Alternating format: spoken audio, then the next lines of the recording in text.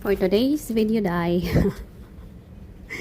tipay kayo ang tagwang kay duhara ka rooms. Duhara ka rooms. Ang full time nako is 6 hours. So pwede ra ning 1 hour mahuman ako. Pag human ako 1 hour, butang madto ko sa iyang part-time nga laundry. Pag human naa na po ko lang part-time. Birada ang walay sapi.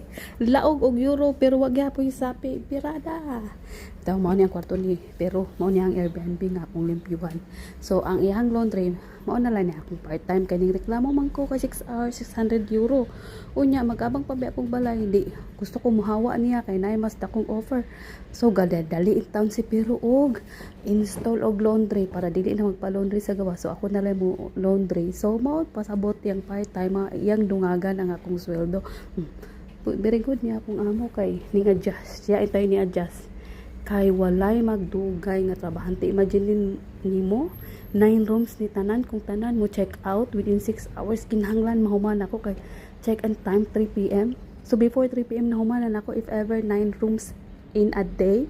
Oh my goodness, mura kong mabuang pero kaya basta Pilipino kaya ra ang tanan. Basta laog og kwarta.